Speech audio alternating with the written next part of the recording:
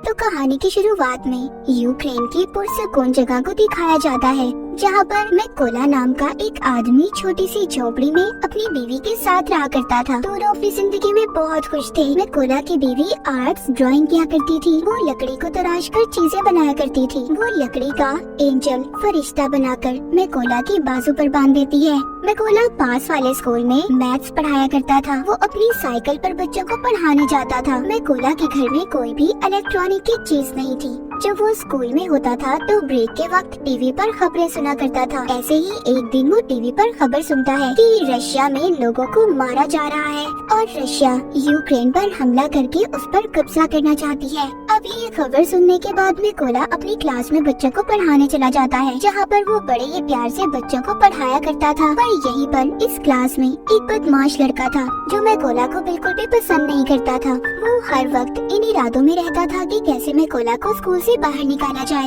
पर उसने कभी भी उस लड़के की हरकतों पर गुस्सा नहीं किया था। एक दिन मैकोला जब स्कूल पढ़ाने जा रहा था तभी रास्ते में कुछ सोल्जर्स फौजियों को देखता है, जिन पर ये ज्यादा ध्यान तो नहीं देता और स्कूल चला जाता है। पर जैसे ही ये स्कूल आता है तो देखता है सारा स्कूल खाली था। तब ये टीवी पर खबर सुनता है कि रशियन आर्मी यूक्रेन में घुस चुकी है और यहाँ पर कब्जा करना चाहती है। अब मैकोला को समझ आती है जो इसने रास्ते में फौजी देखे थे वो रशिया के थे। पूरे मामले को देखते ही ये फौरन से अपने घर की तरफ भागता है, क्योंकि उसकी बीवी घर पर अकेली थी। मगर अब बहुत देर हो चुकी थी। जब ये घर पहुंचता है तो देखता है रशियन फौजी उसकी बीवी को मार रहे थे। और जब मैकोला अपनी बीवी को बचाने की कोशिश करता है, फौजी उसे भी पकड़कर मारने लगते हैं। मैकोला उनसे कहता है प्लीज मेरी बीवी को मत मारो, वो माँ बनने वाली है। पर वो कुछ भी नहीं सुनते और उसके घर को आग लगाकर जाने लगते हैं। अपने घर को जलता देखकर उसकी बीवी जैसे ही उठकर उन फौजियों पर पत्थर मारने लगती है तो एक रशियन फौजी उस पर गोली चला देता है, जिसकी वजह से मैकोला की बीवी मर चुकी थी। मैकोला अपनी बीवी की लाश के पास बैठकर जोर जोर से रोता है। तभी तो यूक्रेन के फौजी आते हैं। वो उसकी पहचान करने के बाद उसकी बीवी की मौत पर बहुत अफसोस कर रहे थे और उसकी बीवी के लिए कब्र खोदकर मैकोला से कहते हैं कि अपनी बीवी को यहाँ पर दफना दो। अब मैकोला अपनी बीवी को दफनाकर अपने घर को देख रहा था। रशियन फौजियों ने उसकी बीवी को भी मार दिया था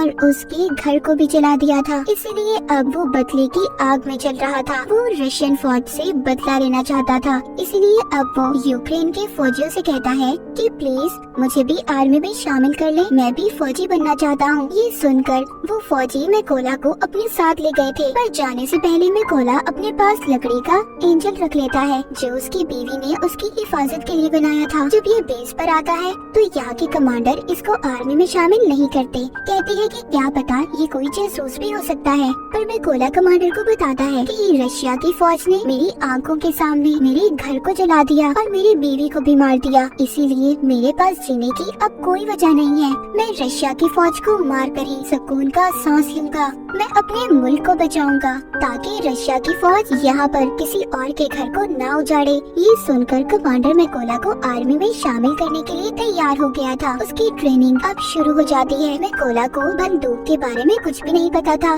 जब सभी फौजी बंदूक को असेंबल कर रहे थे, उनके हिस्सों को जोड़ रहे थे, तो मैकोला उनके सामने सबसे ज्यादा देर में बंदूक को असेंबल करता है, जिससे सभी फौजियों को ये लग रहा था कि मैकोला कभी भी अच्छा फौजी नहीं बन पाएगा। मगर मैकोला अपनी सारी जान अपनी ट्रेनिंग पर लगा रहा था ताकि वो अच्छे से अच्छा फौजी बन सके। एक दिन ऐसे ही जब वो ट्रेनिंग कर रहा था तो अपने सीनियर से कहता है कि मुझे मैकोला कहकर मत बुलाएं, मुझे रेविन कहीं। तभी उसके सीनियर उस पर हंसने लगते हैं, कहते हैं खुफिया नाम ऐसे ही किसी को नहीं मिल जाते, उसके लिए इंसान को मेहनत करना पड़ती है। अब मैकोला पूरी जान से ट्रेनिंग कर रहा था। रात को जब सभी सिपाही सो रहे होते थे तो तब भी मैकोला अपनी प्रैक्टिस करता रहता था। एक दिन उनका कमांडर सबसे कहता है कि हमारे पास स्नाइपर निशानेबाज की कमी है। कौन है जो तुम में से स्नाइपर बनना चाहता है? इनमें से बहुत कम लोग थे जो अपना हाथ ऊपर करते हैं। इन्हीं में से मैकोला भी था जो अपना हाथ ऊपर करता है। सभी उसे देखकर हंस रहे थे। कमांडर उसे कहता है तुम्हें तो बंदूक भी सही तरह से असेंबल नहीं करने आती, तो तुम क्या स्नाइपर बनोगे? मैकोला कहता है, मैं एक अच्छा स्नाइपर बन सकता हूँ, आप मेरा कोई भी टेस्ट ले सकते हो। कमांडर उसको टेस्ट लेते हुए कहता है कि तुम्हें सिर्फ 20 सेकंड में इस बंदूक को असेंबल करना होगा। अब मैकोला अपनी आंखों पर पट्टी बांधकर बंदूक को जोड़ना शुरू करता है और सिर्फ 18 सेकंड में उसने बंदूक को असेंबल कर दिया था। ये देखकर सभी हैरान हो गए थे। जो लोग पहले इस पर हंस रहे थे वो अब इसके लिए तालियां बजा रहे थे। इसके बाद मैकोला की स्नाइपर की ट्रेनिंग शुरू हो गई थी। वो जी जान लगाकर स्नाइपर की ट्रेनिंग कर रहा था। वो दिन भी आ गया था जब सभी स्नाइपर्स को उनकी बंदूकें दी जाती हैं। जहाँ पर सबको अच्छे मॉडल की बंदूकें दी गई थी, वहीं पर मैकोला को पुरानी बंदूक दी जाती है जो सही से काम भी नहीं करती थी। जब मैकोला अपने सीनियर से कहता है कि सर मुझे भी नई बंदूक चाहिए, तो उसका सीनियर उसे गुस्से से जवाब देता है। कहता है कि पहले तुम्हें खुद को साबित करना होगा कि तुम एक अच्छे स्नाइपर हो, तभी तुम्हें बंदूक दी जाएगी। अब सबकी ट्रेनिंग शुरू हो गई थी। इनका सीनियर सबसे कहता है, जब तुम अपना निशाना लगा रहे होगे तो तुम्हें चाहे कोई भी परेशानी आ जाए, तुम अपने टारगेट से नहीं हिलोगी और अपने टारगेट पर पूरा ध्यान लगाकर निशाना लगाओगी।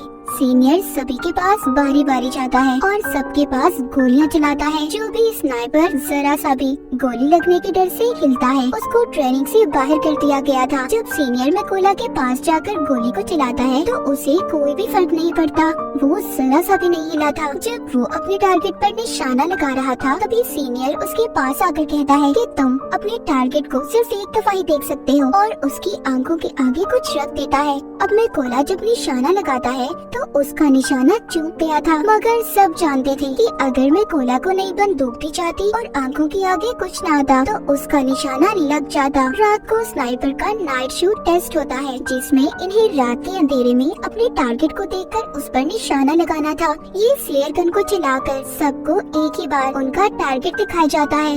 सब निशाना लगाते हैं पर मैकोला निशाना नहीं लगाता। वो अपने दिमाग में फासले को देखकर मीटर का अंदाजा लगाकर फिर निशाना लगाता है, जिससे उसका निशाना बिल्कुल ठीक लगता है, जो आज तक किसी ने नहीं किया था। वो मैकोला ने कर दिखाया था। सबका अब रिजल्ट आ चुका था। सीनियर मैकोला को सैल्यूट करता है और कहता है तुम पास हो चुके हो। जिसके बाद कर्नल मैकोला से कहते हैं अपने सभी जरूरी सामान को पैक कर लो, तुमने एक जरूरी मिशन पर जाना है। मैकोला का पहला मिशन ये था कि पास ही एक चेक पॉइंट पर रशियन आर्मी ने कब्जा किया हुआ था जिसको इन लोगों ने उनसे छुड़वाना था। मैकोला अपने साथियों के साथ उस जगह पर पहुंच जाता है। इन सबको एक एक टारगेट दिया गया था। सभी अपनी पोजीशंस ले लेते हैं जहाँ पर बैठकर इन्होंने निशाना लगाना था। जब ये इन पर शूट करने वाले थे तो देखते हैं एक गाड़ी चेक पॉइंट की तरफ जा रही थी। कर्नल सबको गोली चलाने से मना करते हैं। वहीं पर रशियन आर्मी गाड़ी को रोक लेती है जिसमें एक कपल कहीं पर जा रहा था। रशियन आर्मी ने उन लोगों का पासपोर्ट ले लिया था और उन्हें काफी बुरी तरह से मारने लगते हैं। ये देखकर कर्नल सभी स्नाइपर को गोलियां चलाने का कहता है और एक ही झटके में सभी स्नाइपर रशियन आर्मी को मार गिराती है। इनका पहला मिशन पूरा हो गया था। ये सभी खुशी खुशी अपने बेस पर वापस आ गए थे। जब मैकोला अपने बाकी साथियों को देखता है तो वहाँ पर कोई भी नहीं था। उसे पता चलता है कि वो दूसरे मिशन पर है। मैकोला को ये भी पता चल गया था कि उस मिशन में इसके बहुत से साथी भी मर गए हैं और उन सबको एक ही रशियन स्नाइपर ने मारा है जो रशियन आर्मी का सबसे बेहतरीन स्नाइपर है। कुछ दिन के बाद इनका दूसरा मिशन भी शुरू हो गया था। ये सभी उस जगह पर पहुंच जाते हैं जहां पर रशियन आर्मी कब्जा करने वाली थी। सबसे पहले मैकोला हर जगह पर अपने साथियों के साथ बॉम्ब लगा देता है और फिर घास में छुपकर रशियन आर्मी का इंतजार करने लगता है। कुछ वक्त के बाद रशियन आर्मी उधर आने लगी थी। तभी मैकोला देखता है उन रशियन फौजियों में मैकोला का एक स्टूडेंट भी था जो स्कूल में इसे परेशान किया करता था।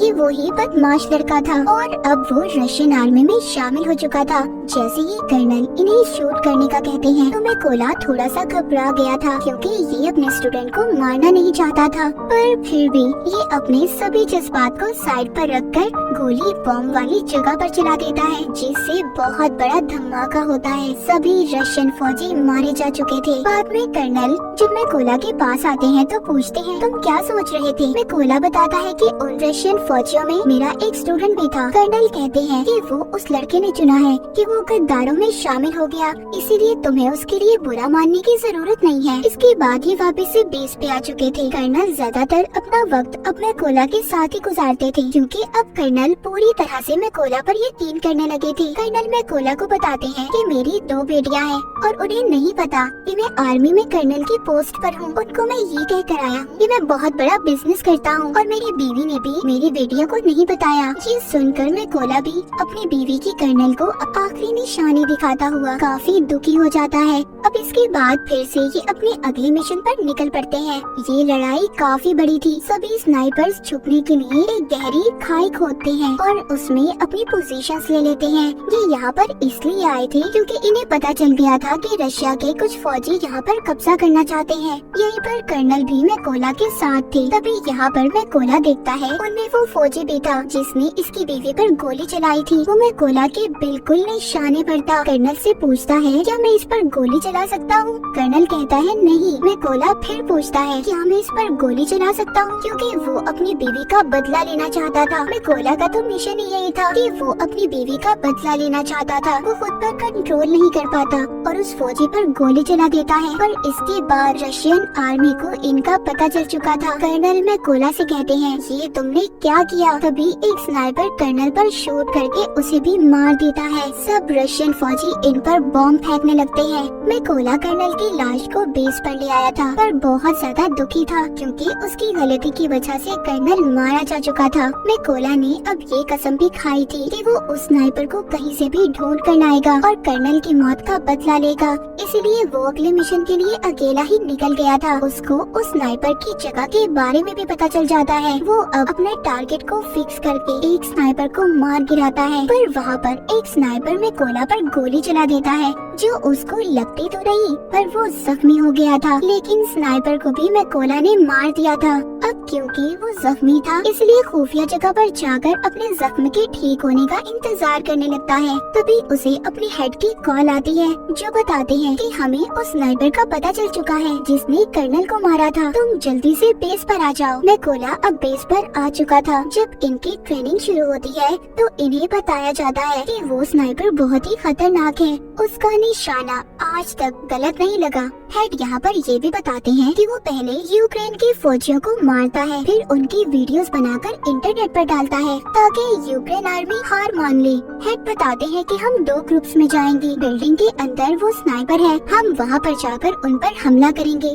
तभी मौके का फायदा उठाकर मैकोला उस स्नाइपर को मार देगा। प्लान बन जाने के बाद ये सब लोग ऐसा ही करते हैं। सभी उस जगह पर जाकर अपनी अपनी पोजीशंस ले लेते हैं और ये रशियन का ध्यान भटकाने में कामयाब हो जाते हैं। और मैकोला इसी बात का फायदा उठाकर अंदर जाकर रशियन स्नाइपर को मार देता है। मैकोला अपने साथियों से कहता है कि मेरा रास्ता साफ कर दो। ये सुनकर सभी मैकोला के साथी रशियन आर्मी पर गोलियां चलाकर उन्हें मार देते हैं। अब अंदर जो स्नाइपर छुपकर बैठा था जिसको मैकोला मारने आया था वो सोचता है कि कोई भी फौजी उसकी बात का जवाब नहीं दे रहा। जब ये ऊपर छत पर चेक करने जाता है तो वहाँ पर जो रशियन स्नाइपर था वो मर चुका था। ये देखकर वो वापस से अपनी पोजीशन पर आ जाता है। जब वो सामने मैकोला की बीवी का बनाया हुआ एंजल देखता है तभी मैकोला ऊपर से छलांग लगाकर उस स्नाइपर को मार देता है। जब दूसरे स्नाइपर को थोड़ी आवाज आती है तभी मैकोला उसके पास भी एक बॉम्ब फेंकता है और उस स्नाइपर का काम भी तमाम हो चुका था। लेकिन यहाँ पर हम देखते हैं जब वो स्नाइपर छत पर चेक करने गया था तो उसने फोन करके रशियन आर्मी को बुला लिया था। इसलिए रशियन आर्मी उधर आ रही थी। किसी को भी नहीं पता था कि उनके स्नाइपर मारे जा चुके हैं। इसलिए जब वो अपने स्नाइपर को कॉल कर रहे थे तो कॉल में कोला उठाता है और उन्हें कहता है कि तुम्हारा वक्त अब खत्म हो चुका है। ये कहकर वो रशियन के ट्रक ड्राइवर पर गोली चला देता है जिसमें सभी रशियन फौजी बैठे थे। इसीलिए अब वो बाहर आ गए थे। लेकिन ये नहीं जानते थे कि यूक्रेन के स्नाइपर इन पर पहले ही निशाना लगाकर इंतजार कर रहे थे। तभी वो सब इन पर गोलियों की बारिश कर देते हैं। सभी को मारने के बाद मैकोला अपनी बीवी की कब्र पर जाकर उदास मन से कहता है कि मैंने तुम्हारे कातिलों और अपने दुश्मनों से बदला ले लिया है, मगर अब मुझे अपने मुल्क की हिफाजत करनी है, इसीलिए मुझे अब जाना होगा। इतना कहकर वो अपने अगले मिशन पर निकल जाता है और यहीं पर स्नाइपर द व्हाइट रिबन की कहानी खत्म हो जाती है।